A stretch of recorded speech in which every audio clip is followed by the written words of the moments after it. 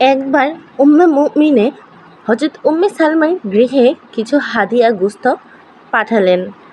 আমাদের প্রিয় নবী সাল্লাল্লাহু আলাইহি সাল্লাম গোশত খেতে খুব ভালোবাসতেন। তাই তিনি উম্মে সালমা গোশতটুকু নবীজি সাল্লাল্লাহু আলাইহি সাল্লামের জন্য তুলে রাখলেন। ইতিমধ্যে এক ভিক্ষুক এসে বললেন, মা, আল্লাহর নামে খয়রাত দিন, আল্লাহ বরকত দিবেন। ঘর থেকে জবাব হলো, আল্লাহ তোমাকে বরকত দান করুন। এর অর্থ হলো, তোমাকে দিবার মতো আমার কাছে কিছুই নেই। এই জবাব শুনে ভিক্ষুকটি চলে গেলেন। কিছুক্ষণ পর হযরত মুহাম্মদ সাল্লাল্লাহু আলাইহি সাল্লাম বাড়িতে এসে বিবি উম্মে সালমাকে বললেন, খাবার কিছু আছে কি? হযরত উম্মে সালমা জি হ্যাঁ বলে তৎক্ষণাৎ গোশতটুকু আনতে গেলেন।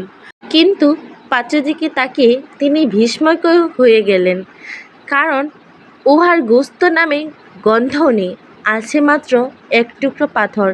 তিনি সব কথা নবী সাল্লাল্লাহু আলাইহি সাল্লামকে খুলে বললেন। জবাবে হযরত মুহাম্মদ সাল্লাল্লাহু আলাইহি সাল্লাম বলেন, বেশ হয়েছে, তোমার পাষাণ হৃদয় এই ভিক্ষুককে বঞ্চিত করেছে। আল্লাহ তাআলা গোশতকে পাথরে পরিণত করেছে, তোমাকে বঞ্চিত করেছে।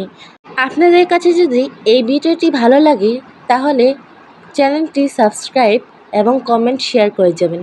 আল্লাহ হাফেজ।